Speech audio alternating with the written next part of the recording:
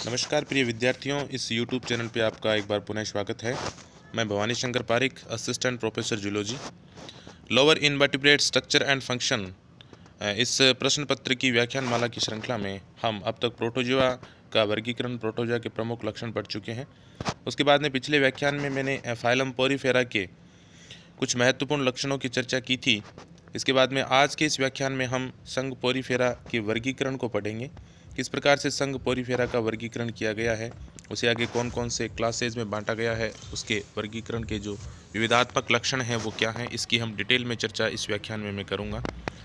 सबसे पहले मैं आपको बता दूं कि संघ पोरीफेरा का जो वर्गीकरण है, इसके वर्गीकरण का आधार का जो सबसे महत्वपूर्ण लक्षण है वो है उसमें पाया जाने वाला अंतःकंकाल।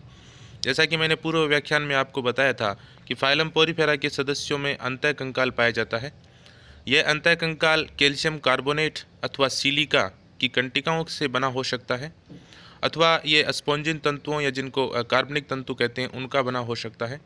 तो अंतःकंकाल उसमें कैल्शियम कार्बोनेट का है या सिलिका से बना हुआ है या वो स्पॉन्जिन फाइबर्स का है, इसके आधार पे इनको आगे फिर क्लासेज में विभाजित किया गया है। अगर अंतःकंकाल कैल्शियम कार्बोनेट का बना होता है तो ऐसे जो स्पंज होते हैं, ऐसे स्पंज खुरदरे होते हैं, चौक के समान होते हैं, उन्हें चौक स्पंज कहा जाता है। अगर अंतःकंकाल सिलिका से बना होता है तो ये कांच के समान पारदर्शी दिखाई देते हैं, उनको ग्लास स्पंज कहा जाता है। और अगर अंतःकंकाल स्पॉन्जिन फाइबर्स का बना होता है तो ये सॉफ्ट होते हैं, मुलायम होते हैं, जो एक आम पब्लिक जो है उसके उपयोग में लिए जाते हैं, उनके लिए उपयोगी होते हैं। तो ये डोमेस्टिक यूज के लिए उपयोग में लिए जा सकते हैं, ये सॉफ्ट होते हैं। तो उनका जो उनको पब्लिक स्पंज भी कहा जाता है या उनको बाथ स्पंज भी कहा जाता है, क्योंकि ये नहाने में काम में लिए जा सकते हैं। तो अंतःकंकाल किस प्रकार का है, इसके आधार पे फाइलम पोरीफेरा का वर्गीकरण किया गया है। एक रूपरेखा की सहायता से हम पहले इसके वर्गीकरण को समझ लेते हैं। फाइलम पोरीफेरा है, इसको आगे 4 वर्गों में विभाजित किया गया है। पहले इसको 3 ही वर्गों में विभाजित किया जाता था, अब एक नया वर्ग जो है वो बाद में बना दिया गया। 4 वर्ग जो हैं, इसके वर्तमान में 4 वर्गों में इसको क्लासीफाई किया जाता है। वर्ग कैलकेरिया या कैल्सी स्पॉन्ज जिसको कहा जाता है, इनका अंतःकंकाल कैल्शियम कार्बोनेट की कंटिकाओं से बना होता है, इसलिए इनको कैल्सी स्पॉन्जी या क्लास कैलकेरिया कहा जाता है। दूसरा जो क्लास है वो है हेक्साएक्टिनिलिडा। इसमें 6 अरीय कंटिकाएँ पाई जाती हैं, 6 अरीय या हेक्सारेडिएट जो स्पिक्यूल्स पाई जाती हैं, इसलिए इसका नाम हेक्साएक्टिनिलिडा है। इसको हाइलोस्पंजी भी कहते हैं क्योंकि ये ग्लास की तरह होते हैं, कांच की तरह होते हैं, इसलिए इनको हाइलोस्पंजी भी कहा जाता है। तो दूसरा क्लास है हेक्साएक्टिनिलिडा या हाइलोस्पंजी। तीसरा है डेमोस्पोंजाई। डेमो का मतलब होता है पब्लिक, ये डोमेस्टिक यूज में लिए जाते हैं, इसलिए इसको डेमोस्पोंजाई कहा जाता है। इनका अंतःकंकाल स्पॉन्जिन फाइबर्स का बना होता है, ये सॉफ्ट या मुलायम होते हैं। और चौथा जो नया वर्ग जो बनाया गया है वो है स्क्लेरोस्पोंजाई। इसमें बाहर से ये कैल्शियम कार्बोनेट के होते हैं, अंदर इसमें सिलिका की कंटिकाएँ होती हैं। ये जो स्क्लेरोस्पोंजाई हैं ये केवल जमैका है जो है वहाँ पाए जाते हैं। तो चौथा जो वर्ग है वो स्क्लेरोस्पोंजाई का है। तो 4 वर्गों में फाइलम पोरीफेरा को बांटा गया है। आगे जो कैलकेरिया है, इसके 2 गुणों में इसको विभाजित किया गया है, होमोशिला और हेटेरोशिला। होमोशिला का मतलब होता है कि उसकी जो स्पंज गुहा होती है, सील का मतलब होता है गुहा। होमो होती है मतलब एक समान होती है, उसमें कोई वलन नहीं होते, वो समान रूप से कोइनोसाइट द्वारा रेखित होती है, इसलिए इसको होमोशिला कहते हैं। दूसरा जो ऑर्डर है वो हेटेरोशिला है। हेटेरो का मतलब होता है विषम। इनकी जो स्पंज गुहा होती है या स्पॉन्जोसील होती है वो विषम होती है, अंतर्वलित होती है, एक समान रूप से ये कसाबी कोशिकाओं से रेखित नहीं होती, इसलिए इसको हेटेरोशिला कहा जाता है। हेक्साएक्टिनिलिडा जो क्लास है उसको 2 फिर ऑर्डर में डिवाइड किया गया है, हेक्सास्टीरोफोरा और एम्फीडिस्कोफोरा। ये इनमें पाई जाने वाली कंटिकाओं के आधार पर है। हेक्सास्टीरोफोरा में 6 अरीय या हेक्सारेडिएट कंटिकाएं पाई जाती हैं, इसलिए इसका नाम हेक्सास्टीरोफोरा है। एम्फीडिस्कोफोरा में पाई जाने वाली जो कंटिकाएं हैं वो एम्फीडिस्क के समान होती हैं, यानी दोनों साइड में उसके हुक्स होते हैं, इसलिए इसको एम्फीडिस्कोफोरा कहा जाता है। डेमोस्पोंजाई जो है उसको फिर 3 उपवर्गों में या सब क्लासेज में इसको विभाजित किया गया है। टेट्रा एक्टेनेलिडा, इसमें पाई जाने वाली कंटिकाएं चतुरअरीय होती हैं, इसलिए इसको टेट्रा एक्टेनेलिडा कहते हैं। मोनोएक्जोनिडा, इसमें कंटिकाएं एक अरीय होती हैं, मोनोरेडिएट होती हैं, इसलिए इसका नाम मोनो एक्जोनिडा है। और तीसरा जो उपवर्ग है वो है किरेटोसा। ये श्रृंगीय होते हैं, यानी किरीट या श्रृंग या हॉर्न्स इसमें दिखाई देते हैं, इसलिए ये इसको किरेटोसा कहा जाता है। स्क्लेरोस्पोंजाई को आगे वर्गीकृत नहीं किया गया है। उसके बाद में जो जो आगे जो इसका वर्गीकरण देखें तो जो टेट्रा एक्टेनिलिडा जो सब क्लास है, इसको 3 गणों में विभाजित किया गया है। मिक्सोस्पोंजिडा, कार्नोशा, कोरिस्टिडा। मोनो एक्जोनिडा जो सब क्लास है, इसको 4 गणों में विभाजित किया गया है।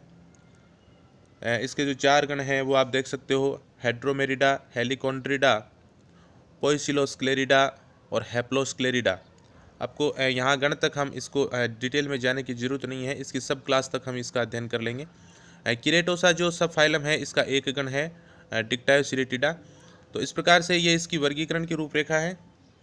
अब इसके जो महत्वपूर्ण विभेदात्मक लक्षण कौन से हैं, किस लक्षणों के आधार पर इनका आगे वर्गीकरण किया गया है, वो हम यहाँ पर चर्चा करेंगे। तो सबसे पहले हम बात करते हैं क्लास कैल्केरिया या वर्ग कैल्केरिया, जिसको कैल्सीस्पोंजी कहा जाता है। जैसा कि मैंने आपको बताया कि वर्ग कैल्केरिया में जो अंतःकंकाल होता है वो कैल्शियम कार्बोनेट की कंटिकाओं से बना होता है। तो इनका अंतःकंकाल कैल्शियम कार्बोनेट की कंटिकाओं से बना होता है। और कैल्शियम कार्बोनेट की जो कंटिकाएं हैं, ये कंटिकाएं या तो इनमें एक अरीय होती हैं और या फिर ये या तो ये त्रिअरीय होती हैं या फिर ये चतुरअरीय होती हैं। तो कंटिकाएं जो हैं वो त्रिअरीय होती हैं या फिर चतुरअरीय होती हैं। तो त्रिअरीय या चतुरअरीय कंटिकाएं इनमें पाई जाती हैं। कंटिकाओं में लघु या गुरु कंटिकाओं जैसा कोई विभेदन नहीं होता है। ऐसा नहीं होता है कि कुछ कंटिकाएं छोटी या कुछ कंटिकाएं बड़ी, ऐसा इसमें विभेदन लघु या गुरु कंटिकाओं जैसा कोई विभेदन इनमें नहीं दिखाई देता है। तो लघु व गुरु कंटिकाओं जैसा विभेदन इनमें नहीं मिलता है। इनके सभी सदस्य समुद्री होते हैं, यानी स्वच्छ जल में कोई भी स्पंज जो है इस वर्ग का नहीं पाया जाता, सारे सदस्य समुद्री होते हैं। कंटिकाएं या तो त्रिअरीय होती हैं या 4 अरीय होती हैं और इसमें तीनों प्रकार का नाल तंत्र पाया जाता है। पिछले व्याख्यान में मैंने आपको बताया था कि स्पंजों में परिसंचरण, श्वसन, इन सभी या पोषण जैसी सारी जो जैविक क्रियाएं हैं उसको संपन्न करने के लिए इनमें एक जल नाल तंत्र या वाटर कैनाल सिस्टम पाया जाता है। जल नाल तंत्र में जो पानी है वो छोटे छोटे छिद्रों के द्वारा स्पंज के शरीर के अंदर प्रवेश करता है और फिर एक बड़े छिद्र के द्वारा बाहर निकल जाता है। तो इस पानी के प्रवाह का जो मार्ग है, वो प्रवाह का मार्ग कैसा है, कौन कौन से संरचनाओं से होकर वो जल गुजरता है, इसके आधार पे इनमें डिफरेंट टाइप के कैनाल सिस्टम देखने को मिलते हैं। तो प्रमुख रूप से 3 प्रकार के कैनाल सिस्टम जो है वो इनमें पाए जाते हैं, जिसमें सबसे जो प्रिमिटिव टाइप का कैनाल सिस्टम है जिसको एस्कोन टाइप कहा जाता है, एस्कोन प्रकार का। उसके बाद में उससे थोड़ा विकसित साइकोन टाइप होता है, साइकोन प्रकार का। और सबसे जो विकसित है वो ल्यूकोन टाइप का कैनाल सिस्टम होता है। तो 3 प्रकार के कैनाल सिस्टम स्पंजों में देखने को मिलते हैं, जिसमें एस्कोन, साइकोन और ल्यूकोन। तो यहाँ पर जो वर्ग कैल्केरिया है इसमें तीनों प्रकार के नाल तंत्र देखने को मिलेंगे।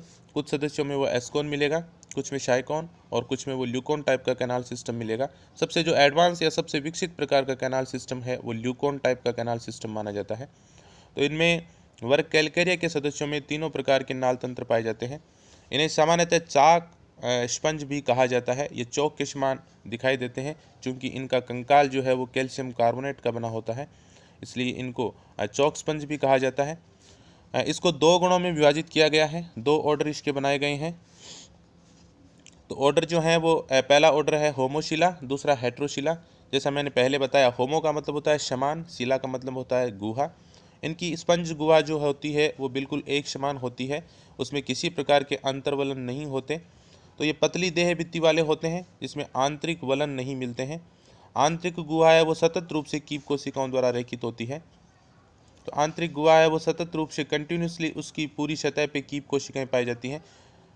तो इस प्रकार का जो स्पंज होता है, जिसकी स्पंज गुहा सरल होती है, पूरी स्पंज गुहा है वो पतली भित्ति वाली होती है और उसमें इंटरनल फोल्ड नहीं पाए जाते, ऐसे जो स्पंज है वो होमोशिला के अंतर्गत रखे गए हैं। इनमें पाया जाने वाला कैनाल सिस्टम है वो सबसे प्रिमिटिव और सबसे कम विकसित जो कैनाल सिस्टम, जिसको एस्केनॉइड कैनाल सिस्टम कहा जाता है, वो इनमें पाया जाता है। यानी एस्कनाब नाल तंत्र इनमें पाया जाता है। इसका उदाहरण है ल्यूकोसोलिनिया। कई बार ये एग्जाम में ये प्रश्न पूछा जाता है कि ल्यूकोसोनेलिया में किस प्रकार का कैनाल सिस्टम पाया जाता है। तो यहाँ पर ये ध्यान रखना, नाम से पता चलता है, ऐसे लगता है कि ल्यूकोसोनेलिया सोलिनिया में ल्यूकोन टाइप का सिस्टम पाया जाता हो, लेकिन ऐसा नहीं है। ल्यूकोसोलिनिया में एस्केनॉइड प्रकार का कैनाल सिस्टम पाया जाता है। दूसरा इसका एग्जाम है क्लेथ्रीना। तो होमोसिला में ल्यूकोसोलिनिया और क्लेथ्रीना आते हैं। दूसरा जो इसका ऑर्डर है वो हेट्रोसिला। हेट्रो का मतलब होता है विषम। तो इनकी जो देह भित्ति होती है, स्पंज गुहा की देह भित्ति में वलन पाए जाते हैं, यानी देह भित्ति जो होगी वो बिल्कुल एक समान नहीं होगी, उसमें फॉल्ट्स बन जाते हैं। और फॉल्ट्स बन जाने के कारण अब जो पानी का जो मार्ग है वो थोड़ा अलग प्रकार से हो जाता है। इस प्रकार से फॉल्ट्स इसकी जो बॉडी वॉल है उसमें बन जाएंगे और इनके बीच बीच में छोटी छोटी कैनाल्स बन जाती हैं, जिसको रेडियल कैनाल कहा जाता है, अर्य नाले कहा जाता है। और या फिर इनमें जो हैं कुछ चैम्बर जैसी संरचनाएं बन जाती हैं, जिसको कशाभिक प्रकोष्ठ या फ्लैजेलेटेड चैम्बर कहा जाता है। तो इस प्रकार इसकी देह भित्ति में या तो अर्य नालें दिखाई देती हैं या फिर फ्लैजेलेटेड चैम्बर बन जाते हैं। और जो फ्लैजेला वाली जो कोशिकाएं हैं या जो कोइनोसाइट्स हैं वो इन चैम्बर्स में या अर्य नालों में दिखाई देती हैं। तो इस प्रकार से इनकी देह भित्ति थोड़ी जटिल होती है और संपूर्ण जो स्पंज गुहा में फिर कोइनोसाइट नहीं होती हैं, यानी कोइनोसाइट हैं वो या तो रेडियल कैनाल में होंगी या फिर फ्लैजेलेटेड जो चैम्बर्स हैं उनमें होती हैं। तो इसीलिए इनको हेट्रोसिला कहा जाता है। और इसकी देह भित्ति में फॉल्ट्स बन जाने के कारण इसका जो नाल तंत्र जो होता है वो भी अब थोड़ा जटिल हो जाता है। तो इसमें थोड़ा एडवांस टाइप का नाल सिस्टम पाया जाता है। तो इनमें शाइकन प्रकार का नाल सिस्टम या ल्यूकोन टाइप का जो नाल तंत्र है वो देखने को मिलता है। शाइकन जो प्रकार का नाल तंत्र है उसमें रेडियल कैनाल या अर्य नालें बनती हैं, जबकि ल्यूकोन टाइप का जो कैनाल सिस्टम है उसमें फ्लैजेलेटेड चैम्बर हैं उनका भी निर्माण हो जाता है। तो गण हेट्रोसिला में जो देह भित्ति होती है उसमें फॉल्ट बन जाते हैं, जिसके कारण से इसमें कुछ प्रगत प्रकार के नाल तंत्र का विकास हो जाता है। तो वो शाइकन प्रकार का नाल तंत्र या ल्यूकोन प्रकार का नाल तंत्र इनमें विकसित हो जाता है। इसका उदाहरण है, कॉमन एग्जाम्पल जिसका हम डिटेल में स्टडी करेंगे वो है शाइकन या स्काइफा जिसको कहते हैं। तो स्काइफा या शाइकन इसका एग्जाम्पल है। उसके बाद में अगला जो वर्ग है वो है वर्ग हेक्सा एक्टेनेलिडा या वर्ग हाइलोस्पोंजी। वर्ग हाइलोस्पोंजी जिसका नाम से पता चल रहा है हेक्सा एक्टेनेलिडा, यानी इनमें पाई जाने वाली जो कंटिकाएं हैं वो सामान्यतः 6 अरीय होती हैं, हेक्सा रेडिएट होती हैं, 6 अरीय होती हैं। हाइलोस्पोंजी, हाइलो का मतलब होता है पारदर्शी या कांच जैसा, तो ये कांच जैसे पारदर्शी दिखाई देते हैं, इसलिए इनको हाइलोस्पोंजी कहा जाता है। इनका जो अंतःकंकाल होता है वो सिलिका की कंटिकाओं का बना होता है, SiO2 का बना होता है। तो सिलिका की कंटिकाओं से युक्त अंतःकंकाल के पाए जाने के कारण ये कांच जैसे दिखाई देते हैं। कंटिकाएं होती हैं वो सामान्यतः 6 अरीय होती हैं। इनका शरीर बेलनाकार होता है या कीप के समान होता है, लेकिन यहाँ पर यह ध्यान देना, इनमें कंटिकाओं में कुछ कंटिकाएं बड़ी होती हैं जिनको गुरु कंटिकाएं कहा जाता है, और कुछ कंटिकाएं छोटी होती हैं जिनको लघु कंटिकाएं कहा जाता है। तो लघु व गुरु कंटिकाओं का विभेदन यहाँ पर दिखाई देता है। इनके सभी सदस्य भी समुद्री होते हैं, कोई सदस्य जो है वो स्वच्छ जलीय नहीं होता। ल्यूकोन प्रकार का नाल तंत्र इनमें देखने को मिलता है, यानी इनमें पाया जाने वाला जो कैनाल सिस्टम है वो एडवांस टाइप का ही होता है, वो ल्यूकोन टाइप का होता है। तो ल्यूकोन प्रकार का नाल तंत्र इनमें पाया जाता है। सामान्यतः इनको ग्लास स्पंज या कांच स्पंज इनको कहा जाता है। तो ये जो स्पंज हैं ये समुद्रों में पाए जाते हैं और SiO2 या सिलिका का इनका अंतःकंकाल होता है। इसको 2 गुणों में बांटा गया है, हेक्सा स्टीरोफोरा और एम्फीडिस्कोफोरा। हेक्सा स्टीरोफोरा का मतलब है कि इनमें जो कंटिकाएं हैं वो षटरीय ही होती हैं। मैंने बताया कि सामान्यतः इनमें षटरीय कंटिकाएं होती हैं, लेकिन कुछ सदस्यों में वो कंटिकाएं षटरीय नहीं होती हैं। तो हेक्सा स्टीरोफोरा में कंटिकाएं हैं वो 6 अरीय होती हैं, हेक्सा रेडिएट होती हैं, यानी जो कंटिका है उसमें इस प्रकार से 6 जो रेज हैं वो निकलती हुई दिखाई देती हैं। इस प्रकार की कंटिकाएं 6 अरीय कहलाती हैं। अगर एक ही रेज दिखाई दे तो मोनो रेडिएट, अगर 2 रेज दिखाई देती हैं तो बाई रेडिएट होती हैं। अगर 3 रेज या किरणें अगर किसी एक मूल कोशिका से निकलती हैं तो ट्राई रेडिएट, और 4 निकलती हैं तो वो टेट्रा रेडिएट। इस प्रकार से पेंटा रेडिएट और हेक्सा रेडिएट होती हैं। तो इनकी कंटिकाएं जो हैं वो 6 अरीय होती हैं, यानी हेक्सा रेडिएट होती हैं। इसका एक बहुत ही चिर परिचित और काफ़ी पॉपुलर जो एग्जाम्पल है वो है यूप्लेक्टेला, जिसको वीनस की पुष्प मंजूषा कहा जाता है। वीनस का मतलब है जापान। जापान में यूप्लेक्टेला को शादी विवाह या पार्टियों में इसको गिफ्ट किया जाता है। ये प्रेम का प्रतीक माना जाता है, क्योंकि यूप्लेक्टेला जो होता है, उस यूप्लेक्टेला कांच की तरह बिल्कुल पारदर्शी, आप इसको लेबोरेटरी में देख सकते हो, अपनी लैब में हम दिखाएंगे इसको। ये जो है कांच की तरह पारदर्शी होता है और इसके अंदर एक जो एक जो कीट होता है, उस कीट का एक जोड़ा इसमें फंस जाता है, नर और मादा दोनों होते हैं, तो उसके कारण इसको प्रेम का प्रतीक माना जाता है। ये जोड़ा जो है वो कांच जो है इसके अंदर दिखाई देता है, इसीलिए इसको जापान में एक प्रेम के प्रतीक के रूप में इसको गिफ्ट करते हैं।